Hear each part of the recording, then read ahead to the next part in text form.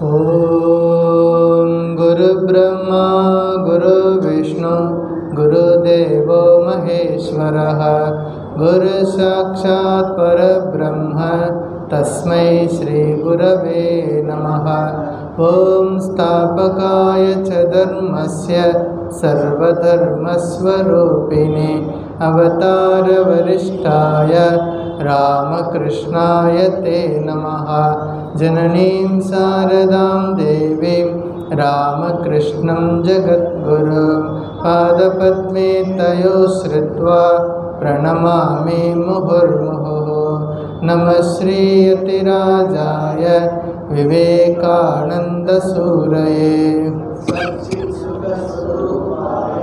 स्वामिने तापहारिणे त्वमेव माता च पिता त्वमेव बन्धुश्च सखा त्वमेव विद्या द्रविणं त्वमेव सर्वं मम देवदेव त्वमेव सर्वं मम देवदेव। ओम नमो भगवते रामकृष्णाय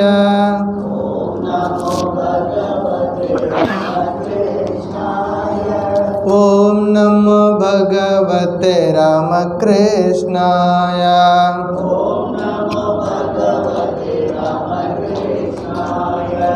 ओम नमो भगवते रामकृष्णाय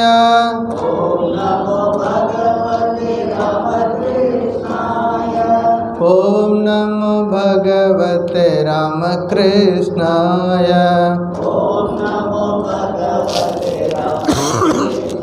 नमो भगवते रामकृष्णाय ओम नमो भगवते रामकृष्णाय ओम नमो भगवते रामकृष्णाय ओम नमो भगवते रामकृष्णाय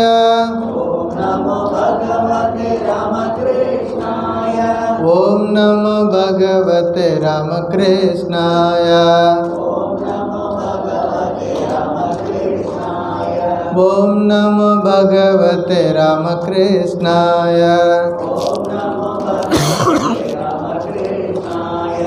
जय रामकृष्ण।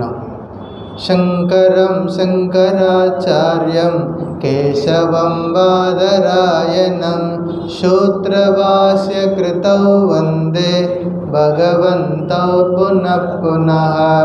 श्रुते स्मृते पुराणानाम् आलयं करुणालयं नमामि भगवत्पादं शंकरं लोकशंकरम्। பகவான் ஸ்ரீ ராமகிருஷ்ணரின் பரிபூர்ணமான திருவருளால் ஆதிசங்கரரின் சாதன பஞ்சகம் என்ற ஒரு மிகச்சிறிய நூலை நாம் தொடர்ந்து படிச்சுட்டு வந்துட்டுருக்கோம். வேதோ நித்யமதீயதாம்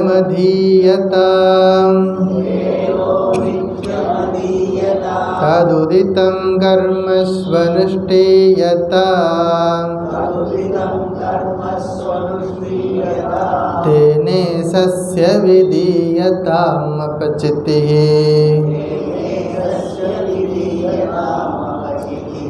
काम्ये मतिस्त्यज्यताम् पापौगपरितूयताम्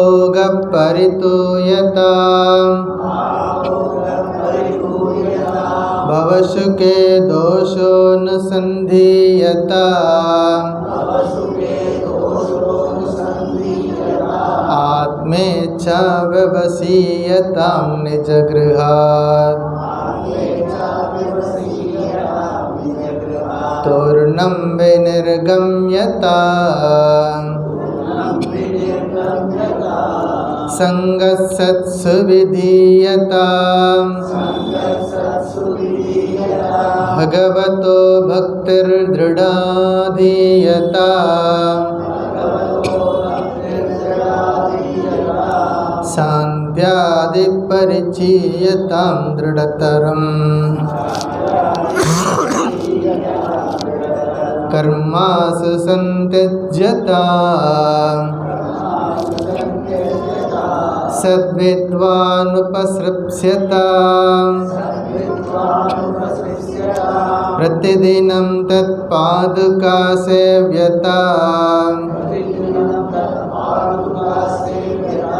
ब्रह्मैकाक्षरमध्यतां श्रुतिशिरः वाक्यं समाकर्ण्यताम् वाक्यार्थश्च विचार्यताम् श्रुतिशिरपक्षः समाश्रीयताम् दुस्तर्गात्सु विरम्यतां श्रुतिमतः तर्को न सन्दीयताम् ब्रह्मास्मीति विभाव्यताम् अहरः गर्वपरित्यज्यताम्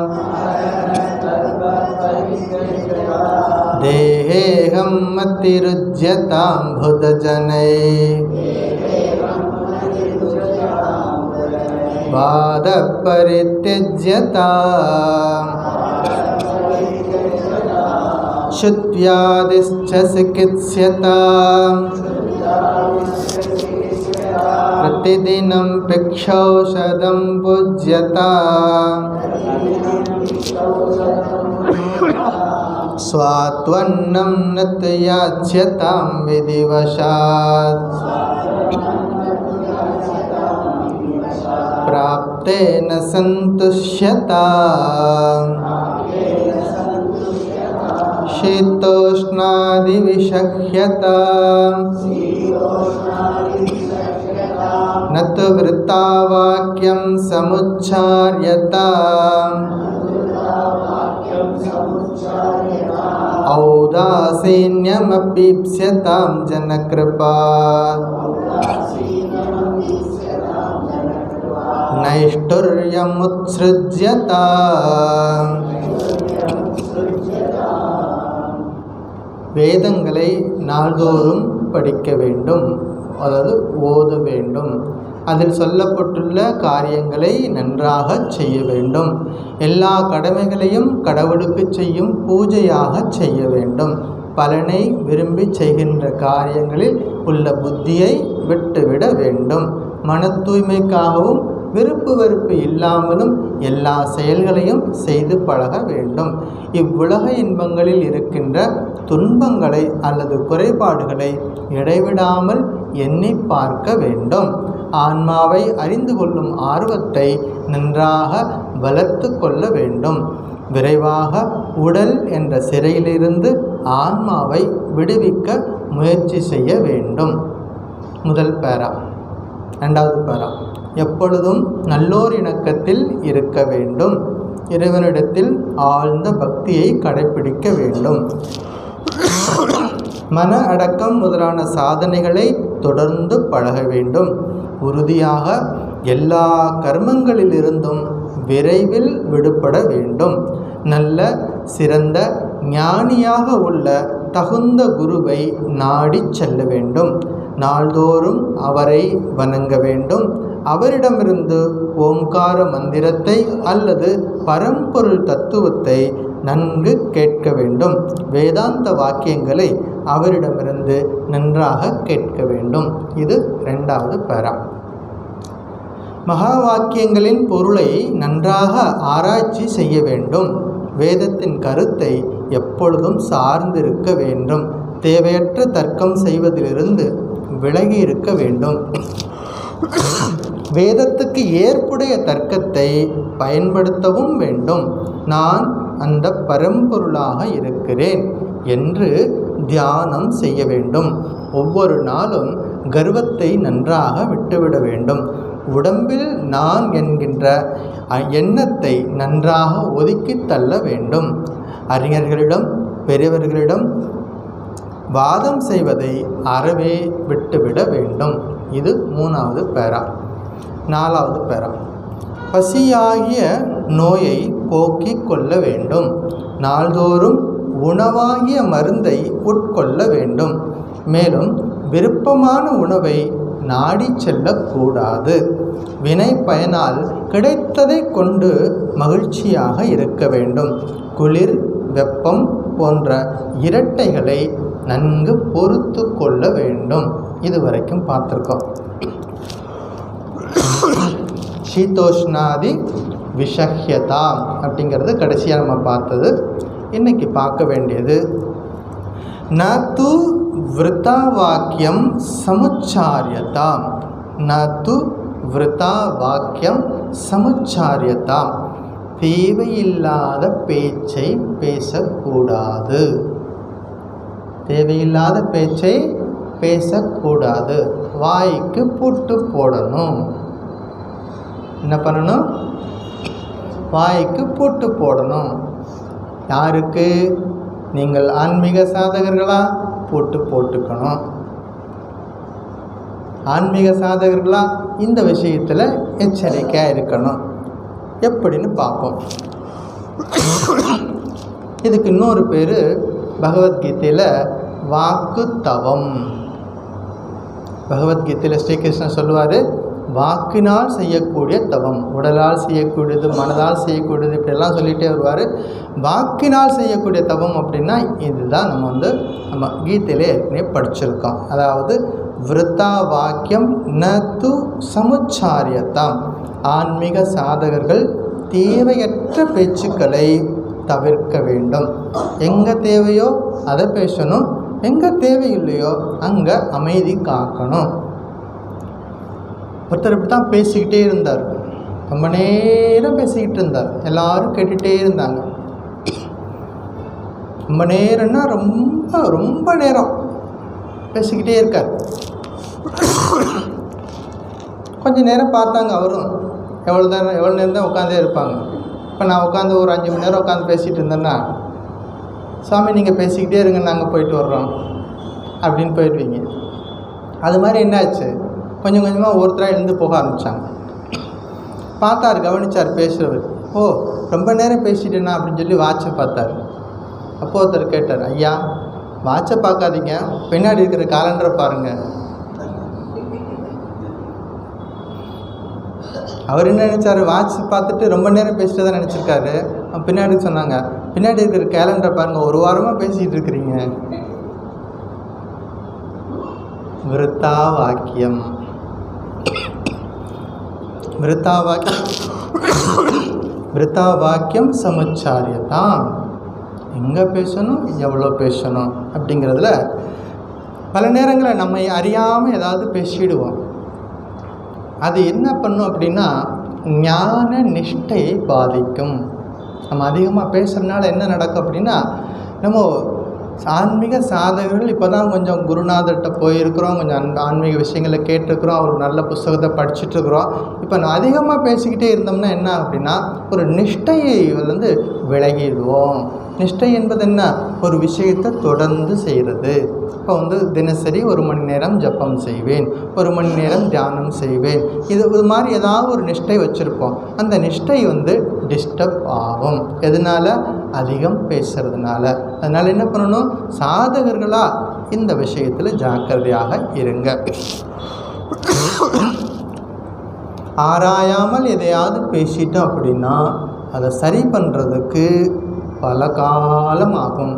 1 நாள் 2 நாள் கிடையாது, பல காலம் ஆகும். அப்படிங்கிறதுனால பேசும்பொழுது ரொம்ப யோசித்து பேசணும்.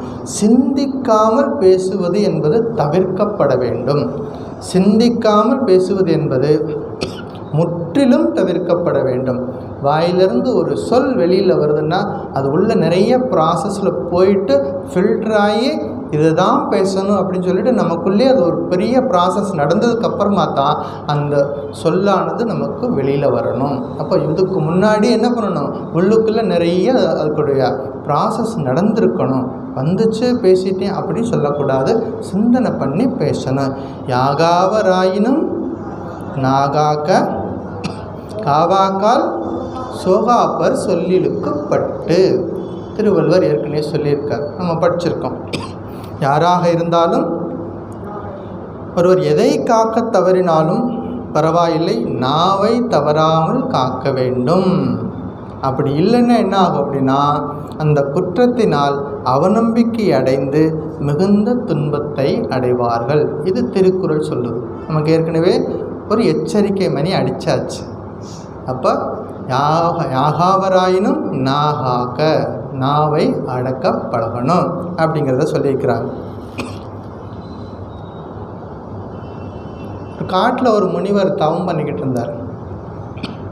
இந்த காட்டுக்குள்ளே ஒரு ராஜா போனார், குதிரையில் ஏறி போனார். அந்த முனிவர் என்ன பண்ணுவார் அப்படின்னா, தவத்திலே இருப்பார். எப்போவாவது அவருக்கு பசி எடுத்தது அப்படின்னா, அவர் தன்னை அறியாமல் அவருடைய கை மட்டும் அப்படி நீளும் முன்னாடி. இயல்பா அந்த உடம்புக்கு பசி எடுக்குது அப்படின்னா அப்படி கை மட்டும் வெளியில் வரும். அந்த நேரத்தில் அந்த காட்டுக்குள்ளே யாராவது அங்கே இருந்தாங்கன்னா அவங்க கையில் என்ன உணவுப் பொருள் வச்சுருக்காங்களோ அதை அந்த கையில் வைப்பாங்க. அதை அப்படியே உள்ளே போய் சாப்பிட்டுடுவார். அதோடு சரி. உணவுக்காக வெளியில் போய் பிக்ஷைக்கு போக மாட்டார், யாரையும் தொந்தரவு பண்ண மாட்டார். இப்படியே அவருடைய வாழ்க்கை போயிட்டுருக்கு. இந்த ராஜா அந்த காட்டுக்குள்ளே போகிறார். இந்த முனிவர் தவம் பண்ணிகிட்டு இருக்கார். இவர்கிட்ட கொஞ்சம் பேசலான்ட்டு குதிரையை நிறுத்திட்டு அங்கே நிற்கிறார். அவர் கண் திறக்கட்டும் பேசலான்னு காத்திருக்கிறார். ஆனால் அந்த நேரத்தில் அந்த முனிவருக்கு பசி எடுத்திருக்குது. கை தானாக வெளியே வந்தது. கை நீட்டுறார். அங்கே வேறு யாரும் கிடையாது, இந்த ராஜா மட்டும்தான் இருக்கார். இந்த ராஜா பார்த்தார், கையை நீட்டுறார். நம்ம ஒரு வேடிக்கை பண்ணி பார்க்கலாமா அப்படின்னு என்ன பண்ணுறார், குதிரை சாணம் போட்டுச்சு. குதிரை சாணத்தை எடுத்து அந்த கையில் வச்சுட்டார். குதிரை போட்ட சாணத்தை எடுத்து அந்த கையில் வச்சுட்டார். வேடிக்கை பண்ணி பார்ப்போம், இவர் அப்படியே சாப்பிட்றாரா கீழே போட்டுடுறாரா, உண்மையிலே தியானம் பண்ணுறாரா, இதெல்லாம் டெஸ்ட் பண்ணி பார்த்துடலாம். அந்த முனிவர் அந்த குதிரை சாணம் கையில் கிடைச்சது அப்படியே சாப்பிட்டுட்டார். அவர் என்ன கையில் கிடைக்குதோ அதை சாப்பிடுவார். இவருக்கு ரொம்ப சந்தோஷம். கைத்தட்டி சிரித்தார் ராஜா. எனக்கு ஒருத்தருக்கு குதிரை சாணத்தை கொடுத்துட்டேன், சாப்பிட வச்சுட்டேன், பரம சந்தோஷம். சரி, யாருக்கும் தெரியாது, நான் மட்டும்தான் காட்டுக்குள்ளே இருந்தேன், இதை செஞ்சுருக்கேன். சந்தோஷமாக அரண்மனைக்கு வந்தார். குதிரையெல்லாம் கட்டிட்டு போய் உட்கார்றார். மந்திரி வந்தார். என்ன ராஜா, காட்டுக்கு போனீங்களா? ஆமாம் போனேன். முனிவரை சந்திச்சிங்களா? ஆமாம் சந்திச்சேன். முனிவர் கையில் சாணத்தை எடுத்து வச்சிங்களா? அது எப்படி உனக்கு தெரியும்? ஏன்னா காட்டுக்குள்ளே நடந்தது, யாருக்கும் தெரியாது, என்னை தவிர வேறு யாருமே கிடையாது, அது எப்படி உனக்கு தெரியும்? அப்போ அவர் சொல்கிறார், நீங்கள் விளையாட்டுக்கு தான் செஞ்சீங்க, ஆனால் அந்த முனிவர் கையில் நீங்கள் எடுத்து வச்ச சாணம், நீங்கள் இறந்ததுக்கப்புறமா நீங்கள் நிச்சயமாக நரகத்துக்கு போவீங்க. அங்கே இப்போவே பெரிய மலையாட்டம் குதிரை சாணம் ரெடியாக இருக்குது. நீங்கள் ஒரு கை நிறைய எடுத்து வச்சிங்கல்ல, அது என்னாச்சு, குதிரை மலையளவுக்கு குதிரை சாணம் உங்களுக்கு தயாராக இருக்குது. இப்போ இருந்தே நீங்கள் சாப்பிட்டு பழகிக்குங்க அப்படின்னு சொன்னார். ராஜாவுக்கு துடிச்சு போயிட்டார். இவ்வளோ பெரிய தப்பு பண்ணிட்டோம்மா, விளையாட்டுத்தனமாக செஞ்சோம், அது இவ்வளோ பெரிய வினையாயிடுச்சா, ரொம்ப வருத்தப்படுறார். நான் இதுலேருந்து வெளியே வர்றதுக்கு ஏதாவது ஒரு வழி சொல்லு, என்ன தான் நான் செய்யணும்? ஒரு செயல் செஞ்சிட்டோம் அப்படின்னா அது செயல் நிச்சயமாக அது நிறைவேறிடுச்சு, அதை திரும்ப வாபஸெல்லாம் வாங்க முடியாது. ஆனால் இனிமேல் செய்யாமல் இருக்கலாம். உன்னுடைய மனசாந்திக்காக நான் வேணால் சொல்கிறேன், இன்றிலிருந்து யாரையும் தொந்தரவு பண்ணாத, முடிஞ்ச வரைக்கும் மற்றவங்களுக்கு உதவி பண்ணிக்கிட்டே இருக்கக்கூடிய வாழ்நாளை சந்தோஷமாக வச்சுக்கோ, மற்றவர்களையும் சந்தோஷமாக வச்சுக்கோ. பர்டிகுலராக பெண்கள், அவங்களுக்கு அதாவது ரொம்ப ஏழைப்பட்ட குழந்தைகள்லாம் இருப்பாங்க, அவர்களுக்கு கல்விக்கு ஏதாவது உதவி செய்யலாம், அல்லது அவர்கள் திருமணத்துக்கு ஏதாவது உதவி செய்யலாம். இப்படி ஏதாவது நல்ல காரியங்கள்லாம் செய்ய அப்படின்னு ஒரு ஐடியா கொடுக்குறார். அன்றையிலிருந்து அந்த ராஜா ரொம்ப வருத்தமாக இருக்கார். தன்னுடைய செல்வத்தை எல்லாம் அள்ளி எல்லாத்துக்கும் கொடுத்துட்ருக்கார். பர்டிகுலராக அந்த பெண்களுக்கெல்லாம் நிறைய சேவை பண்ணுறார். இது ஒரு பக்கம் போகுது. இதை பார்க்குறவங்க என்ன பண்ணுறாங்க, இந்த ராஜா பெண்களுக்கு நிறைய சேவை பண்ணுறார் அப்படின்னு சொல்லிட்டு தவறாக ஒரு செய்தியை பரப்புகிறாங்க. யாரெல்லாம் அந்த ராஜாவை பற்றி தவறாக சொன்னாங்களோ அவர்கள் எல்லாருக்கும் அந்த பெரிய மலையாட்டம் குவிஞ்சிருந்ததில் அந்த நரகத்தில் இருந்ததோட அந்த குதிரை சாணம் யாரெல்லாம் அவரை பற்றி தப்பாக பேசினாங்களோ அவர்கள் எல்லாருக்கும் ஒவ்வொரு ஷேர் போயிடுச்சு. அப்போ மலையளவு இருந்த அந்த குதிரை சாணம் கொஞ்சம் கொஞ்சமாக குறைஞ்சிக்கிட்டே வருது. கடைசியாக ஒரே ஒரு கவலம் தான் அங்கே மிச்சம் இருந்தது. ஒரு நாள் ஒரு வயதானவர், கண் தெரியாதவர், மனைவி கையை பிடிச்சிட்டு கூட்டிகிட்டு போகிறாங்க, பிக்ஷைக்காக போகிறாங்க. அவர் கேட்குறார், இப்போ நம்ம யார் வீட்டில் முன்னாடி நிற்கிறோம் அப்படின்னு அவர் கேட்குறார். இந்த அம்மா சொல்கிறாங்க, ராஜா வீட்டு முன்னாடி நிற்கிறோம். ஓ, அந்த ராஜாவா? எந்த ராஜா? அந்த பெண்களை பற்றியெல்லாம் ஒரு தப்பாக சொல்லுவாங்க, அந்த ராஜாவா அப்படின்னு.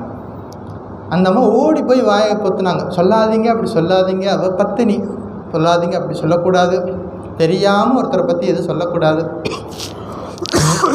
அவர் சொல்லிட்டார். கடைசியாக இருந்த ஒரு கவலம் இவருக்கு வந்துருச்சு. கடைசியாக இருந்த ஒரு கவலமும் இவருக்கு வந்துருச்சு. நம்ம வாயிலிருந்து வரக்கூடிய ஒரு வார்த்தை எவ்வளோ பெரிய பாதிப்பை ஏற்படுத்தும். ஒரு செயல் உண்மையா, அது சரிதானா இல்லையா முழுவதுமாக ஆராய்ந்த பிறகு சொல்லணும். யாருக்கு சொல்லணும், எங்கே சொல்லணும், இதெல்லாம் இருக்குது. எடுத்த உடனே நம்ம என்ன பண்ணுறோம், இப்போல்லாம் பல்வேறு என்ன பண்ணுறோம், ஒரு விஷயம் நமக்கு கிடைக்கிது அப்படின்னு பார்க்குறோம் அப்படின்னா இமீடியட்டாக சென்டு என்ன பண்ணிடுறோம், ஃபார்வேர்ட் பண்ணிடுறோம். அது படிக்கிறோமா இல்லையா, அது மற்றவர்களுக்கு தேவைப்படுமா இருக்காதா, பிரயோஜனமாக இருக்குமா இருக்காதா, அதனுடைய உண்மைத்தன்மை என்ன, அந்த செய்தியினுடைய உண்மைத்தன்மை என்ன, உண்மையிலே நடந்திருக்குமா நடந்திருக்காதா, இதை பற்றிலாம் யோசிக்காமல் உடனடியாக என்ன பண்ணிடுறோம், ஃபார்வேர்டு. அது இதெல்லாம் தவிர்க்கப்பட வேண்டும். அது தெரியாமல் செஞ்சாலும் செயல்தான். நான் தெரியாமல் தான் செஞ்சிட்டேன் அப்படி சொன்னால் கர்மாப்படி அது சரியாக வராது. அது செயல்தான். அதுக்குரிய பலன் நிச்சயமாக வரும். ஸோ இதெல்லாம் நத்து விருத்தா வாக்கியம் சமுச்சாரியதா, அது ரொம்ப ஞாபகமாக இருக்கணும். எல்லாம் எனக்கு தெரியும் அப்படின்னு சில நேரங்களில் ஒரு பாவனை வந்துடும். அதுவும் தவறு. எல்லாம் எனக்கு தெரியும், நான் படிச்சிருக்கேன், அதை படிச்சிருக்கேன், இதை படிச்சிருக்கேன், அந்த ஒரு மனபாவனை இருந்தனாலும் கூட நம்ம வாழ்க்கையில் மேலே போக முடியாது. ஒருத்தர் என்ன பண்ணார், கங்கை நதியை பற்றி நிறைய தகவல்களை சேகரித்தார். இந்த கங்கை எங்கே உற்பத்தி ஆகுது, கோமுக் அப்படிங்கிற இடத்துல ஹிமாலயத்தில் உற்பத்தி ஆகுது. அது அங்கிருந்து எங்கே புறப்பட்டு வருது, எத்தனை கிளை நதிகள்லாம் அதில் ஜாயின் பண்ணுது, எந்த இடத்துல சமதளத்துக்கு வருது, அது எத்தனை மாநிலங்களுக்கு போகுது, இதெல்லாம் டீட்டெயிலையும் கலெக்ட் பண்ணிடுறாரு. எல்லா டீட்டெயில் கிடச்சது. கடைசியாக கங்கா நதி எங்கே போய் மேற்குவங்க மாநிலத்தில் என்ன பண்ணுது, கடலில் போய் கிடக்குதுன்னு ஒரு செய்தி, அவர் ஃபுல் இன்ஃபர்மேஷன் கிடச்சிருச்சு. இப்போ என்ன பண்ணார், நம்ம கிடைச்ச இன்ஃபர்மேஷனும் ரியாலிட்டியும் சரியாக இருக்கான்னு பார்க்கணும். இப்போ என்ன பண்ணார், நேராக புறப்பட்டு கோமுக்கு போனார். கோமுக்கில் பயணத்தை ஆரம்பித்தார். அவருடைய மேப்பை கையில் வச்சுக்கிட்டே வர்றார். இந்த இடத்துல கங்கை இடதுபுறம் திரும்புது, இங்கே வலதுபுறம் திரும்புது, இங்கே நேராக போகுது, இங்கே மேலேருந்து கீழே விழுகுது. இது எல்லா இன்ஃபர்மேஷனும் அவர் கையில் வச்சுருக்கார். இதை வச்சுக்கிட்டு செக் பண்ணிக்கிட்டே வர்றார். ஒரு இடத்துல வர்றார், அந்த கங்கை நதி இடதுபுறமாக திரும்பணும் அக்கார்டிங் டு த மேப். ஆனால் ரியாலிட்டி அங்கே என்னாச்சு, இடதுக்கு பதிலாக வலது பக்கம் திரும்பிடுச்சு. கங்கை நதி வலதுபுறம் திரும்பி போகுது. பார்த்துட்டு இது என்ன தப்பாக போச்சு, இது தவறாச்சு அப்படின்னு சொல்லிட்டு அவநம்பிக்கையாக என்ன பண்ணார், அந்த ஆராய்ச்சி அப்படியே விட்டுட்டு வீட்டுக்கு வந்துட்டார். கொஞ்சம் பொறுமையாக, ஏன்னா இயற்கை என்பது அதனுடைய திட்டத்தின்படி தான் போகும். மேப்பை போடும்போது மேபி அந்த மாதிரி போயிருக்கலாம், அதுக்கப்புறமா அதனுடைய பாதையை மாற்றி போகும். நம்ம வாழ்க்கையில் பொறுமை ரொம்ப முக்கியமானது. அப்போ பொறுமையாக இருந்தால் தான் ஆன்மீக வாழ்க்கையில் உயர்ந்த நிலைகளை அடைய முடியும். அப்படிங்கிறதெல்லாம் நம்ம கருத்தில் வச்சுக்கணும். பேசக்கூடாது. எப்போ பேசக்கூடாது, எவ்வளோ பேசணுமோ அங்கே பேசணும், எங்கே பேசணுமோ அங்கே பேசணும். ஒரு முறை காஞ்சி பெரியவர் அவர் ஒரு நாள், எப்படி ஒரு மாதத்தில் ஒரு நாளோ 15 நாளைக்கு ஒரு நாளோ மௌன விரதம் இருப்பார். அதுக்கு பேர் காஷ்ட மௌனம்னு பேர். காஷ்ட மௌனம் அப்படின்னா இந்த கை ஜாடை காமிச்சு கூட பேசுகிறது கிடையாது. சில பேர் மௌனம் சொல்லுவாங்க, இந்த கை ஜாடையிலே அந்த நாள் முழுவதும் இன்ஸ்ட்ரக்ஷன் கொடுத்துக்கிட்டே இருப்பாங்க. மௌனமாக இருந்துட்டு நம்ம என்ன பண்ணுவாங்க, நாள் முழுவதும் கை ஜாடை காமிச்சே நீ அந்த வேலையை செய், நீ இந்த வேலையை செய், அதை செய், இதை சொல்லிட்டு எல்லாருக்கும் இன்ஸ்ட்ரக்ஷன் கொடுத்துட்ருப்பாங்க. அது மௌனம் கிடையாது. காஷ்ட மௌனம் அப்படின்னா அசைவு இல்லாமல் அப்படியே உட்காந்துருக்கிறது, பேசாமல் இருக்கிறது. அப்படி ஒரு நாள் இருப்பார். அன்றைக்கு பார்த்து ஒருத்தர் என்ன பண்ணிட்டா, ஒரு ஸ்கூலில் இருந்து குழந்தைங்களை கூப்பிட்டுட்டு பெரியவரை பார்க்க வந்துட்டாங்க. ஒரு 50 குழந்தைங்க 60 குழந்தைங்க வந்துட்டாங்க. அந்த குழந்தைங்களுக்கு பார்வை இல்லாத குழந்தைங்க, அந்த குழந்தைங்க பார்க்க முடியாது. பெரியவர் பேசக்கூடிய அந்த அருள் உபதேசங்களை கேட்கறதுக்காக வந்திருக்கிறாங்க. அன்னைக்கு பார்த்து ஆசிரமத்தில் அவர் என்னவா இருக்கார்? மௌனவர் தான் இருக்கார். குழந்தைங்கள்லாம் வந்து சேர்ந்துட்டாங்க. போய் இன்ஃபர்மேஷன் கொடுக்குறாங்க. கூட இருந்த அசிஸ்டண்ட்லாம் பயந்துக்கிறாங்க. இதை போய் எப்படி அவர்கிட்ட சொல்கிறது? இன்றைக்கி அவர் வந்து மௌன விரதம் ஆச்சு, இதை போய் எப்படி சொல்கிறது? பயந்துக்கிட்டே இருக்கிறாங்க. இருந்தாலும் வேறு வழி இல்லை, போய் தகவலை சொல்கிறாங்க. அவர் உடனே சொல்கிறார், கூப்பிடு, உள்ள வாய் திறந்து பேசுகிறார். உள்ளே கூப்பிடு, உட்கார வைக்கிறார். உட்கார வச்சுட்டு அந்த குழந்தைங்கிட்ட பேசுகிறார். பேசி சந்தோஷமாக அனுப்பி வைக்க பிரசாதம்லாம் கொடுத்து அனுப்பி வைக்கிறார். போனதுக்கப்புறம் அந்த அசிஸ்டண்ட் அவங்க கேட்குறாங்க, நீங்கள் எப்போவுமே மௌனம் இருக்கிற அன்னைக்கு நீங்கள் பேச மாட்டீங்களே, இன்றைக்கி ஏன் ஒரு மாறுதல் நடந்துச்சு?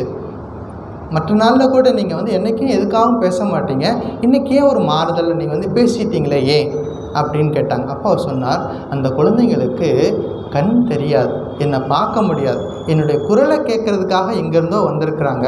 அவர்களுக்காக என்னுடைய ஒரு நாள் என்னுடைய மௌனத்தை நான் வந்து தள்ளி போகிறதுல தப்பு இல்லை.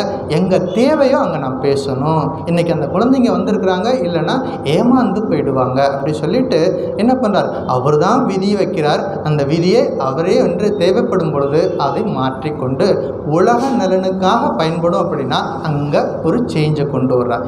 இது நம்ம கவனத்தில் வச்சுக்கணும். இப்போ எவ்வளோ தேவை, எங்கே பேசணும் அப்படிங்கிறத பார்க்கணும். ஸோ மௌனம் என்பது ரொம்ப ரொம்ப முக்கியமான ஒரு விஷயம். மௌனம் போற்று அப்படின்னு பாரதியார் புதிய ஆத்திசூடியில் எழுறார். மௌனம் போற்று, எதை போற்றுன்னா மௌனமாக இருக்கிறத பற்றி அவர் வந்து அவ்வளோ சிலாகித்து பேசுகிறார். ஒரு சமயம் என்னாச்சு, ஒரு ரயில் பயணம் நடக்குது. ரயிலில் பயணிகள் உட்காந்துருக்குறாங்க. ஒருத்தர் என்ன பண்ணார், ஜன்னல் பக்கத்தில் அப்படி கையை வச்சு உட்காந்துட்டு வேடிக்கை பார்த்துட்டே வர்றார். அந்த கையில் ஒரு கடிகாரம் கட்டியிருக்கிறார், அது தங்க கடிகாரம். அப்படி வேடிக்கை பார்த்துட்டே வர்றார். அந்த தங்க கடிகாரம் ஒரு இடத்துல வரும் பொழுது கரண்டு கீழே விழுந்துருச்சு. ரயிலேருந்து கையிலேருந்து கீழே விழுந்துருச்சு. கீழே விழுந்த உடனே பதறி போகிறார், அழுகிறார், துடிக்கிறார், என்னென்னமோ செய்கிறார். ஏன்னா அவருக்கு வந்து அவர் மொத்த ஆசையும் அந்த தங்க செயின், அந்த கை கடிகாரம் தொலைஞ்சு போச்சு, இப்போ வண்டியும் நிறுத்த முடியாது, அப்படி ரொம்ப பதட்டத்தில் இருக்கிறார். அவருக்கு ஆப்போசிட்டில் ஒருத்தர் உட்காந்துருந்தார். அவர் அமைதியாக இருக்கார், ஒன்றும் பேசலை, என்ன நடந்ததுன்னே தெரியாத மாதிரி உட்காந்துருக்கார், அமைதியாக உட்காந்துருந்தார். இவருக்கு கடும் கோபம் யார் மேலே? ஆப்போசிட்டில் இருக்க மேலே. நான் இவ்வளோ தூரம் கஷ்டப்பட்டு நான் வந்து புலம்பிக்கிட்டே வர்றேன், நின்று அமைதியாக இருக்கியா அப்படின்னு இவர் நினச்சிக்கிறார். கொஞ்சம் நேரம் ஆச்சு, 1 மணி நேரம் ஆச்சு, வண்டி போயிடுச்சு. ஒரு இடத்துல அடுத்த ஸ்டேஷனில் நின்றுச்சு. இந்த யார் அமைதியாக உட்காந்தாரோ அவர் எழுந்து போனார். போயிட்டு அந்த ஆஃபீஸுக்கு போனார். போயிட்டு அந்த அதிகாரியை கூப்பிட்டு என்ன சொன்னார், அதாவது எங்கிருந்து 175வது மின் கம்பத்து பக்கத்தில் ஒரு தங்க கடிகாரம் கீழே விழுந்துருச்சு. இந்த ஸ்டேஷன்லேருந்து பின்னாடி போனீங்கன்னா 175வது மின் கம்பம், அந்த கம்பத்து பக்கத்தில் இந்த கடிகாரம், இவருடைய கடிகாரம் தொலைஞ்சு போச்சு. நீங்கள் யாரையாவது அனுப்பி அதை எடுத்துகிட்டு வந்து இவருடைய அட்ரஸுக்கு அனுப்பிடுங்க அப்படின்னு சொன்னார். இப்போ புலம்பிக்கிட்டு இருந்தவருக்கு ஆச்சரியமாக போச்சு. நம்ம புலம்பி தீர்த்துட்டு இருந்தோமே, இவர் அமைதியாக இருந்தாலும் என்ன செஞ்சுருக்காரு, ஒரு சாதிச்சிட்டார். என்ன பண்ணார், அமைதியாக இருந்தார். அதே நேரத்தில் அதுக்கு என்ன தீர்வு என்பதை சிந்தனை பண்ணிக்கிட்டே வர்றார். கரெக்டாக நம்பர் நோட் பண்ணிக்கிட்டே வர்றார். எத்தனை கம்பி போகுது, மின் கம்பம் போகுதுன்னு பார்த்துட்டே வர்றார். அங்கே வரும் பொழுது அந்த குறிப்பிட்ட நம்பர் சொல்கிறார். அந்த இடத்துக்கு போகிறாங்க, எடுத்துகிட்டு வந்து அவர்கிட்ட கொடுத்துட்டாங்க. இதுதான் மௌனத்துக்கு உண்டான ஒரு விசேஷம். மௌனமாக இருக்கிறாங்க அப்படின்னா அது மோசம் கிடையாது. மௌனத்துக்குள்ளே நிறைய சக்தி இருக்குது. மௌனம் இருக்கும் பொழுது அவ்வளோ சக்தி ஆற்றல் நமக்குள்ளே வருது அப்படிங்கிறத பார்க்குறோம். இதே தான் நமக்கு அருணகிரிநாதர் சொல்வார், சும்மா இரு, படிச்சிருக்குமா இல்லையா? சும்மா இரு சொல் அற, சும்மா இரு சொல் அற, பேசாமல் இருக்க பழகு. எல்லா மகான்களும் எல்லா அருளாளர்களும் ஒரே குரலில் தான் பேசுகிறாங்க, சும்மா இரு சொல் அற. ஏன்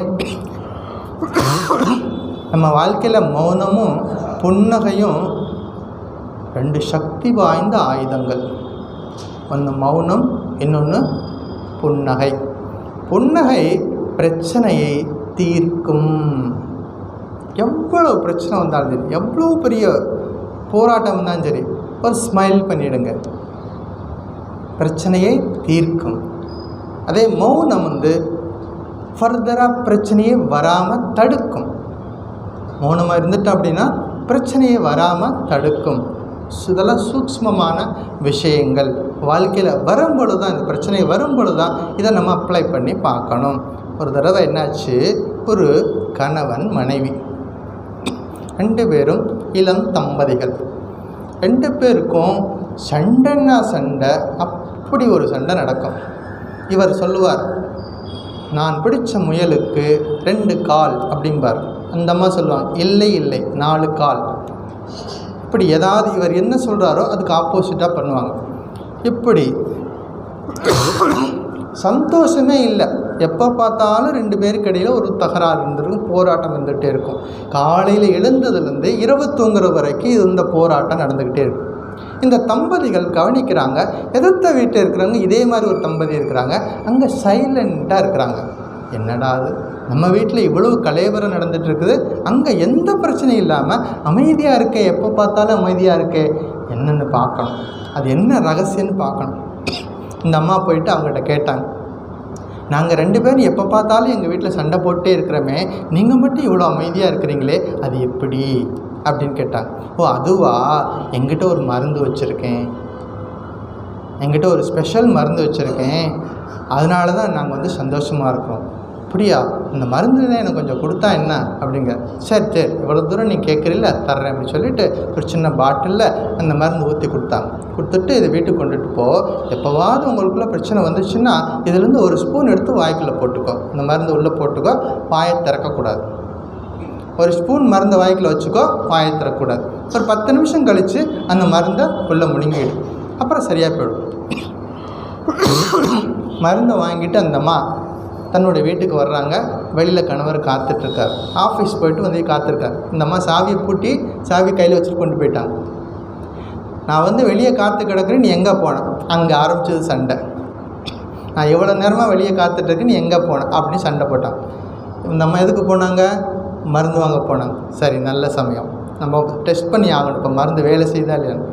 உடனே என்ன பண்ணாங்க, பாட்டிலில் திறந்தாங்க, ஒரு ஸ்பூன் மருந்து எடுத்து வாய்க்குள்ளே போட்டாங்க. போட்டுட்டு அமைதியாக கதவை திறந்து விட்டாங்க. உள்ளே போனார். உள்ளே போனதுக்கப்புறமும் திரும்ப கண்டினியூ ஆகுது, சண்டை கண்டினியூ ஆகிட்டு இருக்குது. இவங்க என்ன பண்ணலை, 10 நிமிஷம் வாய் திறக்கவே இல்லை. அவர் கொஞ்ச நேரம் கத்திட்டு பேசாமல் அமைதியாகிட்டார். ரொம்ப சந்தோஷமாக போச்சு இவங்களுக்கு. பரவாயில்லையே, மருந்து நல்லா தானே வேலை செய்யுது, மருந்தை குடிச்சிட்டான். கொஞ்ச நேரம் கழித்து ஒரு 2 மணி நேரம் கழித்து மறுபடியும் ஒரு பிரச்சனை வருது. உடனே ஞாபகம் வந்துச்சு, உடனே பாட்டில் எடுத்தாங்க, ஒரு ஸ்பூன் மருந்து சாப்பிட்டாங்க, அப்படியே அமைதியாக இருந்தாங்க. இப்படி ஒவ்வொரு முறையும் ஏதாவது ப்ராப்ளம் வரும் பொழுது, பிரச்சனை வரும் பொழுது ஒரு ஸ்பூன் மருந்து சாப்பிட்டுக்குவாங்க, பேசாமல் இருந்துக்குவாங்க. நல்லா வேலை செஞ்சது, மருந்து நல்லா வேலை செஞ்சது. ரொம்ப சந்தோஷமாயிடுச்சு. பரவாயில்ல, இந்த மருந்து எங்கே கிடைக்குதுன்னு கேட்டு அந்த அம்மாக்கிட்ட கேட்டு நிறைய வாங்கி வச்சுக்கணும், லிட்டர் கணக்கில் வாங்கி வச்சுக்கணும், ரொம்ப நமக்கு தேவைப்படும் அப்படின்னு சொல்லிவிட்டு அடுத்த நாள் போயிட்டு அந்த வீட்டில் போயிட்டு அந்த மருந்து எங்கே கிடைக்குன்னு சொல்லுங்கள், நானே வாங்கிக்கிறேன், ஆன்லைனில் ஆர்டர் போட்டு வாங்கிக்கிறேன். அப்படி தானே வாங்குகிறாங்க. அந்த மருந்து எங்கே கிடைக்குன்னு சொல்லுங்கள், நான் வாங்கிக்கிறேன் அப்படின்னா. ஓ அதுவா, அது மருந்தே இல்லை.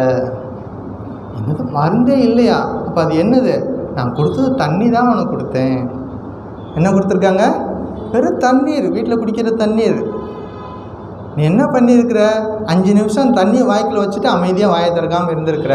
அதனால என்னாச்சு, அந்த ஆப்போசிட்டில் பேசுகிறவர் அவர் டவுன் ஆகிடுறாரு ஆட்டோமேட்டிக்காக. நீ திரும்ப பேசினா தான் அது தொடரும். நீ ஒரு சைடு பேசாமல் இருந்துட்ட, அங்கே ஆட்டோமேட்டிக்காக என்னாச்சு, டவுன் ஆகிடுச்சு. இதுதான் சூக்ஷ்மம் அப்படின்னாங்க. சிம்பிள் திங் இல்லையா? நம்ம வாழ்க்கையில் இதெல்லாம் நம்ம கவனத்தில் வைக்க வேண்டிய விஷயங்கள். எத்தனையோ நேரங்களில் நமக்கு அடுத்தடுத்து நம்ம பேசிக்கிட்டே இருந்தோம்னா தீர்வு என்பது வராது. யாராவது ஒருத்தர் விட்டு கொடுத்து போகணும், யாராவது ஒருத்தர் சைலண்ட் ஆகணும். அப்படி ஆகும் பொழுது வீடாக இருந்தாலும் சரி, அலுவலகமாக இருந்தாலும் சரி, எந்த ஒரு இடமா இருந்தாலும் சரி, எல்லா இடத்துலையும் அமைதியை கொண்டு வர முடியும்.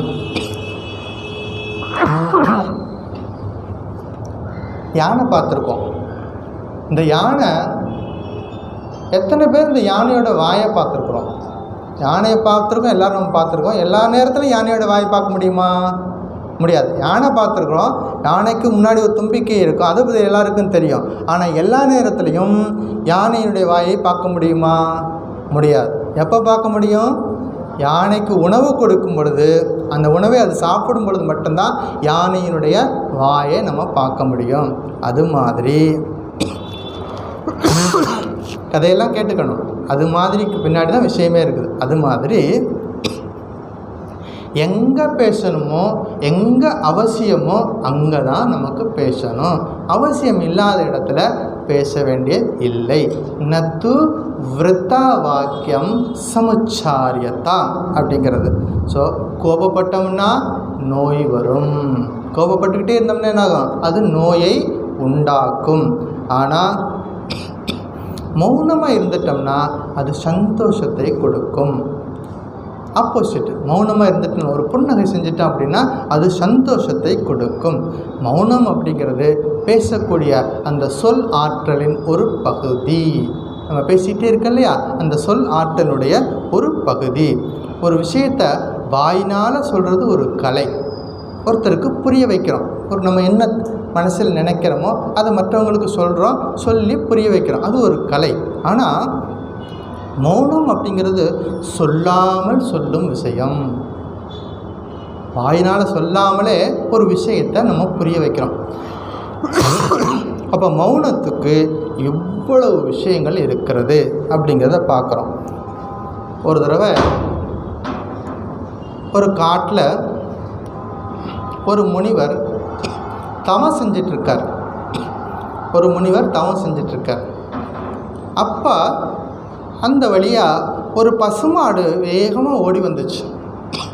ஓடி வந்த பசுமாடு முனிவருடைய ஆசிரமத்துக்குள்ளே உள்ளே போயிடுச்சு. என்ன காரணம் அப்படின்னா, அந்த பசுமாடை துரத்திக்கிட்டே பின்னாடி ஒருத்தன் அருவாளோடு விரட்டிக்கிட்டு வர்றான். அந்த பசுமாடை வெட்டுறதுக்காக பின்னாடி ஒருத்தன் அருவாளோடு விரட்டிக்கிட்டு வர்றான். அதனால அந்த பசுமாடு பயந்து ஒரு அடைக்கலமாக அந்த ஆசிரமத்துக்குள்ளே உள்ளே போயிடுச்சு. இவர் தவத்தில் இருந்தவர் அது கவனிக்கிறார். பசுமாடு உள்ளே போயிடுச்சு.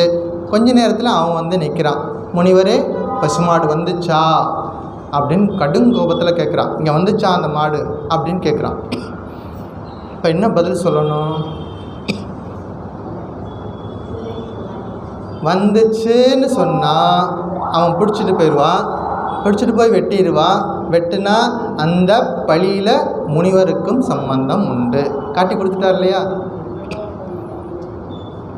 வல்லன்னு சொன்னால் அது பொய் சொன்ன மாதிரி ஆயிடுச்சு. ஏன்னா இவர் பார்த்துருக்கார், இங்கே தான் இருக்குது. வல்லன்னு சொன்னாலும் பொய் சொன்ன, முனிவர் பொய் சொல்லக்கூடாது, நேர்மையாக இருக்கணும். யோசிக்கிறார், இதை எப்படி சரி பண்ணுறது? ரொம்ப நேரம் யோசிச்சுட்டு அவனுக்கு ஒரு பதில் சொன்னார். கண் பார்க்கும் ஆனால் பேசாது. கண் பார்க்கும் ஆனால் பேசாது. வாய் பேசும் ஆனால் பார்க்காது. சொல்லிட்டார். அவன் ரொம்ப கோபத்தில், பசுமாடு வந்துச்சான்னு தானே நான் கேட்டேன், வந்துச்சுன்னு சொல்லு, இல்லைன்னா இல்லைன்னு சொல்லு. கண் பார்க்கும் பார்க்காது இதெல்லாம் எனக்கு என்ன புரியுது? அவன் தன்னைத்தானே நொந்துக்கிட்டு என்ன பண்ணிட்டான், போயிட்டான். நான் என்னமோ கேட்டால் இது ஏதோ சொல்லுது அப்படின்ட்டு போயிட்டான். அவனுக்கு அவ்வளோதான் பொறுமை. ஆனால் முனிவர் சொன்னதில் ஒரு விஷயம் இருக்குது. என்னது?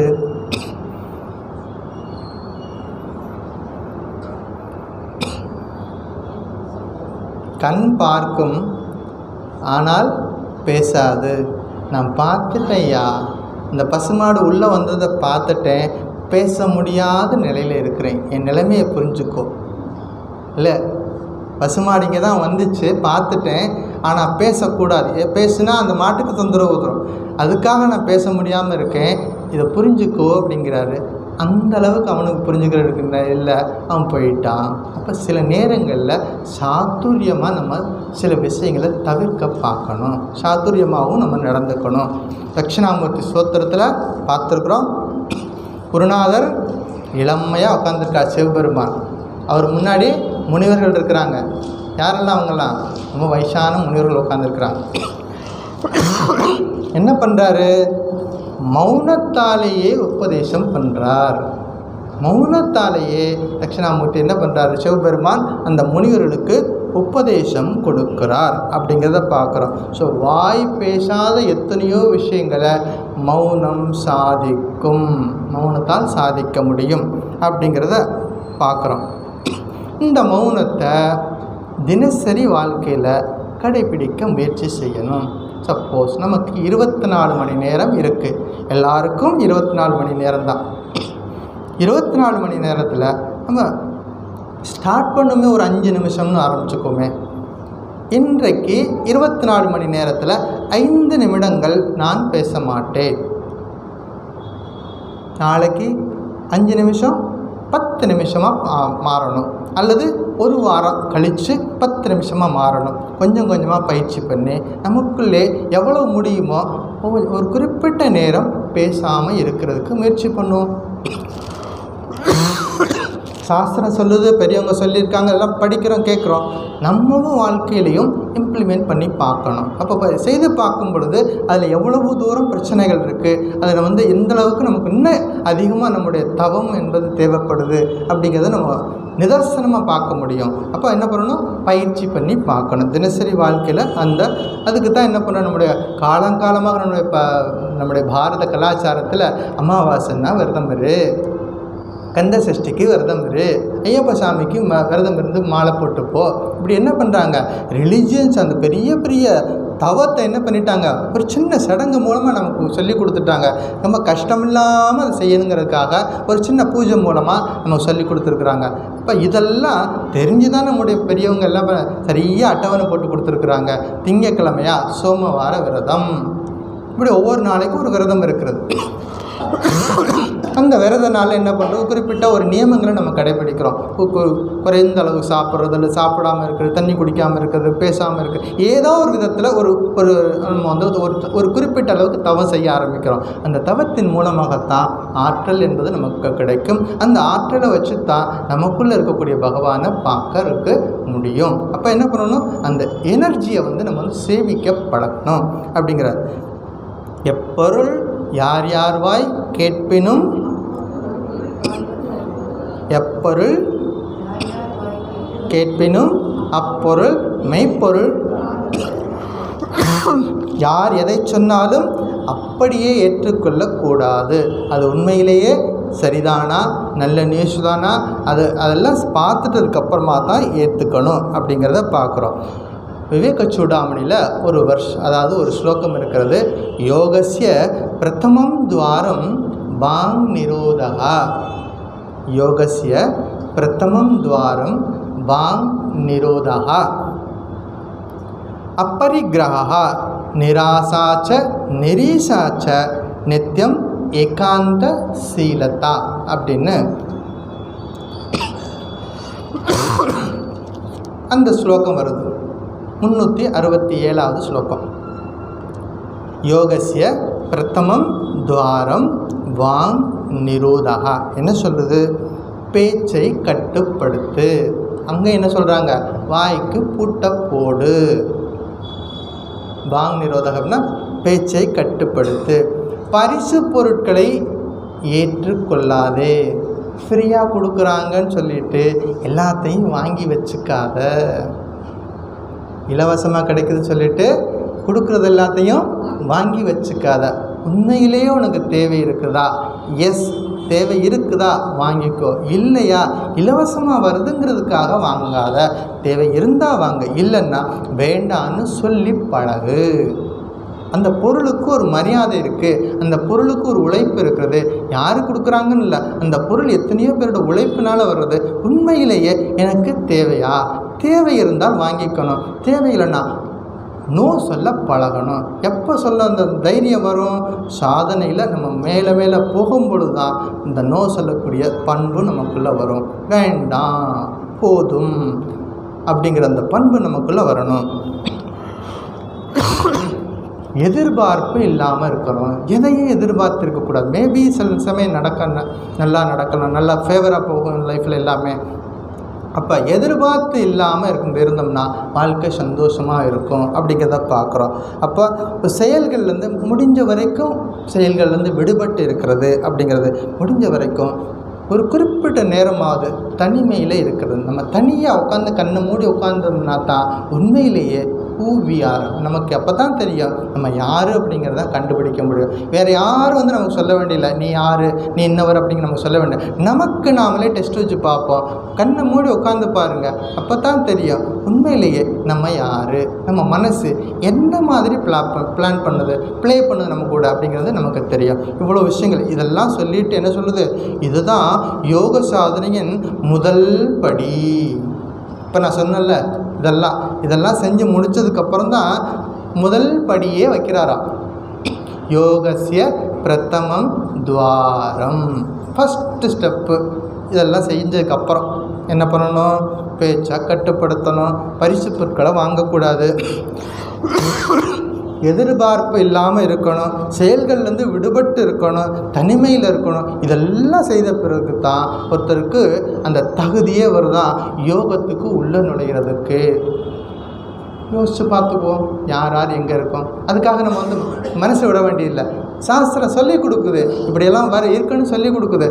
Let us start from today. இது நாள் வரைக்கும் லேட்டாக கூட போகுது, இன்றிலிருந்து அது முயற்சி பண்ணுவோம். அப்படி முயற்சி பண்ணோம்னா நிச்சயமாக நம்முடைய லட்சியத்தை அடைய முடியும். பகவத்கீதையில் ஒரு ஸ்லோகம் இருக்குது, பியூட்டிஃபுல் ஸ்லோகம். அனுத்வேகரம் வாக்கியம் சத்தியம் பிரேகிதம் ஜயத்து ஸ்வாத்தியாயாப்யசனம் செய்வ வாங்மயம் தப்ப உச்சத்தே. தவத்தை பற்றி, வாக்கு தவத்தை பற்றி பேசும் பொழுது 17வது அத்தியாயம் நம்ம ஏற்கனவே படிச்சிருக்கோம். 17வது அத்தியாயம் 15வது ஸ்லோகம். அதாவது வாக்கு தவத்தை பற்றி சொல்லுது. என்ன சொல்லுது? அனுத்வேகரம் வாக்கியம், எப்படி பேசணுங்கிறதுக்கு அழகாக சொல்லி கொடுக்குது. அனுத்வேகரம் வாக்கியம் சத்தியம் பிரியஹிதம் சயத்து ஸ்வாத்தியாயாப்யசனம் செய்வ வாங்மயம் தப்ப உச்சத்தே. முதல் விஷயம், மற்றவர்களின் மனதை புண்படுத்தக்கூடாது. நம்ம பேசக்கூடிய பேச்சு மற்றவர்களின் மனதை புண்படுத்தக்கூடாது. அனுத்வேகரம் வாக்கியம். உத்வேகம் என்றால் உத்வேகம் கூட புரியுது நமக்கு. அனுத்வேகம் மற்றவங்களுக்கு உத்வேகத்தை கொடுக்காது, அதுக்கு ஆப்போசிட்டை கொடுக்கும். அனுத்வேகரம் வாக்கியம், நம்ம சொல்லக்கூடிய ஒரு சொல் மற்றவர்களின் மனதை புண்படுத்தக்கூடாது. அனுத்வேகரம் வாக்கியம். அடுத்தது என்னது? சத்தியம் வாக்கியம். நம்ம பேசக்கூடியது அது உண்மையாக இருக்கணும், சத்தியத்தை பேசணும். ஸ்ரீராமகிருஷ்ணன் சொல்வார், இந்த கலியுகத்தில் சத்தியம் பேசுகிறது தான் தவம். நம்ம எந்த ஒரு விஷயத்துக்கும் விளையாட்டாக கூட போய் சொல்லக்கூடாது. இப்போ வீட்டில் இருக்கிறோம், குழந்தைங்க இருக்கிறாங்க, வீட்டை விட்டு கிளம்பி போகிறாங்க. எங்கே போகிற? இந்த வர்றேன். எங்கே போகிற அப்படின்னு கேட்டாங்கன்னா, பெரியவங்க கேட்டாங்கன்னா இந்த வர்றேன் அப்படிம்பாங்க. அப்படின்னு என்ன அர்த்தம்? ஒரு பிளான் இல்லாமல் வீட்டை விட்டு கிளம்புறாங்க. அங்கே போவோம், அங்கே யாராவது ஒரு ஃப்ரெண்டு வருவாங்க, அவங்க கூட சேர்ந்துட்டு இன்னும் எங்கேயாவது போவோம், அங்கேருந்து வேறு எங்கேயாவது போவோம். ஆக மொத்தம் பிளான் இல்லாமல் வீட்டை விட்டு வெளியில் கிளம்புறாங்க. அதனால தான் என்னாச்சு, அவங்களால சொல்ல முடியலை, பதில் சொல்ல முடியலை, எங்கே போகிறேன்னு சொல்ல முடியாது. அப்போ வீட்டை விட்டு கிளம்பும்போது ஒரு திட்டம் இருக்கணும். இங்கே தான் போகிறேன், என்னுடைய நண்பரை அதை சந்திக்கத்தான் போகிறேன், அல்லது சினிமா பார்க்கத்தான் போகிறேன், எதுவாக இருந்தாலும் உண்மையை சொல்லணும். சத்தியம் வாக்கியம், அனுத்வேகரம் வாக்கியம், சத்தியம் வாக்கியம் சொல்லணும். அப்புறம் அந்த சத்தியமாக இருந்தாலும் கூட அது எப்படி இருக்கணும்னா பிரிய ஹிதம் வாக்கியமாக இருக்கணும். மற்றவங்க கேட்குறதுக்கு அது இனிமையாக இருக்கணும். நம்ம பேசக்கூடிய பேச்சு மற்றவங்களுக்கு கேட்குறவங்களுக்கு ஒரு இனிமையாக இருக்கணும். இவ்வளவு விஷயங்களை சொல்லிக் கொடுக்குது. நம்மளோட பேச்சு எப்படி அமையணும் அப்படிங்கிறதுக்கு விஷயம் சொல்லிக் கொடுக்குது. வாய்மை எனப்படுவது யாதனின் யாதொன்றும் தீமை இல்லாத சொல்லல். படிச்சிருக்கோம் நம்ம எல்லாமே. வாய்மை அப்படின்னு ஒரு அதிகாரம் இருக்குது திருக்குறள். வாய்மை எனப்படுவது யாதெனின் யாதொன்றும் தீமை இல்லாத சொல்லல். அதாவது கேட்பவரின் மனநிலையை புரிந்து கொண்டு நாம் பேசணும். நம்ம யாருக்கிட்ட பேசுகிறோம் அப்படிங்கிறத புரிஞ்சுக்கிட்டு நம்ம வாழ்க்கையில் எந்த ஒரு விஷயத்தையும் பேசணும். சின்ன வயசில் பிறந்த உடனே அந்த குழந்தை என்ன பண்ணும், பேசுகிறதுக்கு ரொம்ப சிரமப்படும். அம்மா எவ்வளவோ சொல்லிக் கொடுப்பாங்க. சொல்லிக் கொடுத்தாலும் உடனே அது சொல்ல தெரியாது. இந்த அம்மான்னு சொல்கிறதுக்குள்ளே ரொம்ப நேரம் ட்ரை பண்ணி ரொம்ப கஷ்டப்பட்டு அது வாயெல்லாம் குளறி போய் கரெக்டாக கூட அம்மான்னு சொல்ல தெரியாது. அவ்வளோ சிரமப்பட்டு நம்ம வாழ்க்கையில் முதல் முறையாக அம்மான்னு சொல்கிறதுக்கு அவ்வளோ கஷ்டப்பட்டு பேச ஆரம்பிக்கிறோம். ஆனால் வயதான காலத்தில் என்ன ஆச்சு அப்படின்னா, பேச்சை பல பேருடைய வாழ்க்கையில் பேச்சை நிறுத்த முடியாது. ஏன்னா அதுக்கு ஒரு ரீசன் சொல்கிறாங்க. வயதான காலத்தில் ஆகும்பொழுது என்னன்னா, நம்மளுடைய உடம்பில் இருக்கக்கூடிய இந்திரியங்கள்லாம் ஒன்றா அதனுடைய செயல்பாடுகள் குறைஞ்சிக்கிட்டே வரும். ஏன்னா ஒரு குறிப்பிட்ட காலத்தில் இது லைஃப் இருக்குது, எல்லாத்தையும் எக்ஸ்பைரி டேட் இருக்குது. ஒன்றுக்கும் கண்ணுக்கு, காதுக்கு, மூக்கு எல்லாத்துக்கும் ஒரு எக்ஸ்பைரி டேட் இருக்குது. ஒரு குறிப்பிட்ட காலம் தான் அது வந்து பவர்ஃபுல்லாக இருக்குது, வேலை பண்ணணும். அதுக்கப்புறம் கொஞ்ச நாள் என்னாகும், கொஞ்சம் டிம்மாக ஆரம்பிச்சிடும். அது என்ன ஆகும், எல்லாமே கொஞ்சம் அதனுடைய அந்த அதிர்வலைகள் அதோடைய அந்த சப்தத்தில் கொஞ்சம் இது குறைஞ்சிக்கிட்டே வரும். ஒரு குறிப்பிட்ட காலத்தில் நின்று கூட போனாலும் போயிடும். ஆனால் அந்த கடைசி வரைக்கும் வாய் மட்டும் பேசிகிட்டே இருக்கும். ஏன்னா இயல்பாக வயதானவர்கள் பெரியவர்கள் பேசணும்னு நினைப்பாங்க. ஆனால் இந்த இருக்கக்கூடிய தலைமுறை கேட்குறதுக்கு தயாராக இல்லை. இதை புரிஞ்சுக்கணும். ரெண்டு சைடும் புரிஞ்சுக்கணும். ஒன்று, பெரியவர்கள் பேசுபவர்களும் என்ன பண்ணணும், நம்ம தலைமுறை முடிஞ்சது. இப்போ இருக்கிறவங்க பிஸியாக ஓடிக்கிட்டு இருக்கிறாங்க. நம்ம சொல்கிற எல்லாத்தையும் நம்ம காது கொடுத்து கேட்க மாட்டாங்க. அதனால் முடிஞ்ச வரைக்கும் நட்ஸ் எல்லாம் பேசணும், குறிப்பிட்ட முக்கியமான விஷயங்களை மட்டும் சொல்லிவிட்டு விட்டுடணும் அப்படின்னு அவங்களும் பார்க்கணும். இந்த இளைய தலைமுறையில் இருக்கிறவங்களும் நமக்கும் ஒரு நாள் வயதாகும், அப்படியே இருந்துட மாட்டோம். நமக்கும் ஒரு நாள் அந்த ஒரு நிலை வரும்.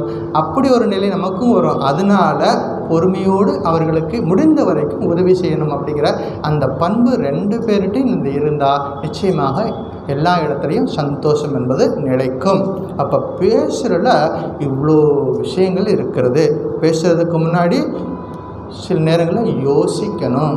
என்னெல்லாம் யோசிக்கணும்? பேசுகிறதுக்கு முன்னாடி யோசிக்கணும். என்ன யோசிக்கணும் அப்படின்னா, முதல் விஷயம் ஒய், ஏன் பேசணும். ரெண்டாவது விஷயம் ஹூம், யாருக்கு பேசணும். ஒய், ஹூம், யாருக்கு பேசணும். அப்புறம் வென், எங்கே பேசணுங்கிறது ஞாபகம் வச்சணும். அப்புறம் எங்கே, வேர், எங்கே பேசணும். ஹவு, எப்படி பேசணும். கடைசியாக ஹவு மச், முக்கியமானது ஹவு மச், எவ்வளவு பேசணும். இதெல்லாம் திட்டமிடுதல் நமக்குள்ளே இருக்கணும். பேசுகிறதுக்கு முன்னாடி இவ்வளவு திட்டமிடுதல் இருக்கும் பொழுது, அப்படி பேசும் பொழுது அந்த சொல்லுக்கு ஒரு மந்திர சக்தி உண்டு. ஏன்னா அவ்வளோ ப்ராசஸ் தாண்டி அந்த சொல்லு வருது அப்படிங்கும் பொழுது அதுக்கு ஒரு சக்தி இருக்கிறது அப்படிங்கிறத புரிஞ்சுக்கணும். ஹோலி மதர் சாரதா தேவி, நம்ம எப்போவுமே இந்த மூவரை விட்டு விலகி போகக்கூடாது. எந்த சாஸ்திரம் படித்தாலும் சரி, எந்த டெக்ஸ்ட்டு படித்தாலும் சரி, எந்த ராமாயணம் படிங்க, மகாபாரதம் படிங்க, திருக்குறள் படிங்க, பகவத்கீதை படிங்க, வேதம், புராணம், என்ன வேணாலும் படிங்க, இந்த மூவர் லைஃப்பில் இல்லாத விஷயமே கிடையாது. அன்னை ஸ்ரீ சாரதா தேவி ஒரு துறவி சீடருக்கு ஒரு உபதேசம் கொடுத்தாங்க. ரொம்ப ரொம்ப முக்கியமானது, நம்ம லைஃப்பில் மறக்கக்கூடாத ஒரு விஷயம். அவங்க சொல்லுவாங்க, இது பெங்காலியில் எப்படி சொல்லுவாங்க அப்படின்னா, ஜெகானே ஜேமுன் செகானே தேமுன். அப்புறமா தமிழில் சொல்கிறேன். ஜெகானே ஜேமுன் செகானே தேமுன், ஜாக்கே ஜேமுன் தாக்கே தேமுன், ஜோக்கன் ஜேமுன் தோக்கன் தேமுன். இது ஹோலி மதர் யூஸ் பண்ண லாங்குவேஜ். இப்போ தமிழில் எங்கே எப்படியோ அங்கே அப்படி. எங்கே எப்படியோ அங்கே அப்படி, யாரிடம் எப்படியோ அவரிடம் அப்படி,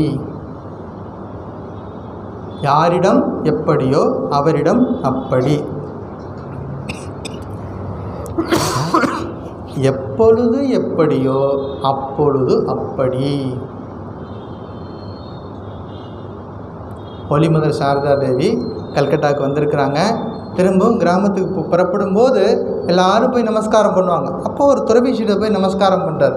அப்போ கூப்பிட்டு சொல்கிறாங்க, இந்த உபதேசம் அவங்களுக்கு மட்டுமாது நம்ம வாழ்க்கைக்கும். எங்கே பேசணும், யார்கிட்ட பேசணும், எப்படி பேசணும், இதெல்லாம் புரிஞ்சுக்கிட்டு நம்ம வாழ்க்கையில் பேசணும். சிம்பிளாக சொல்லணும்னா, நம்ம பேசுகிறத, நீங்கள் பேசுகிறத ரெக்கார்டு பண்ணி வச்சுக்கோங்க. காலையிலேருந்து இரவு வரைக்கும் என்னெல்லாம் பேசுகிறீங்களோ அதை ரெக்கார்டு பண்ணிடுங்க. ரெக்கார்டு பண்ணி ஒரு 100 பேர் இருக்க இடத்துல அந்த ரெக்கார்டை போட்டு விடுங்க. 100 பேர் இருக்க இடத்துல அந்த ரெக்கார்டை ப்ளே பண்ணிடுங்க.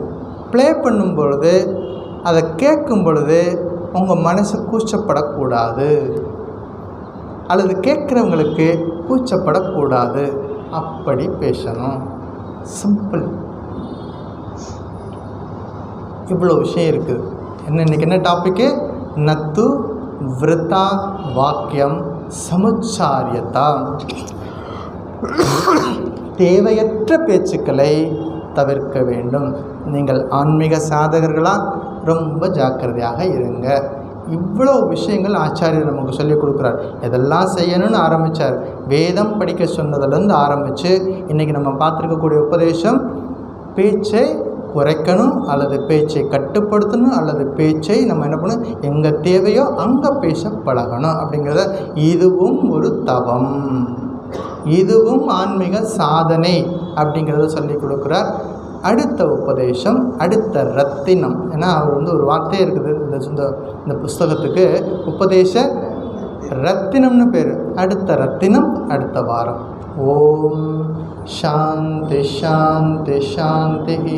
ஹரி ஓம் தத் சத். ஸ்ரீராமகிருஷ்ணார்ப்பணமஸ்து. இன்றைக்கி இன்டர்நேஷ்னல் யோகா டே. காலையில் ஒரு நிகழ்ச்சிக்கு போயிட்டு வந்தேன். நிறைய ஒரு 100 பேருக்கு மேலே வந்திருந்தாங்க. நல்லா யோகாலாம் பண்ணாங்க. ஸோ நீங்களும் இந்த நாளில் என்ன பண்ணணும், யோகா பண்ணணும். இந்த நாளில் மட்டும் கிடையாது, அட்லீஸ்ட் இன்றிலிருந்தாவது ஸ்டார்ட் பண்ணிடணும். தினசரி யோகா செய்யணும் அப்படிங்கிறத ஞாபகம் வச்சுக்கணும். ஜெய் ராமகிருஷ்ணன்.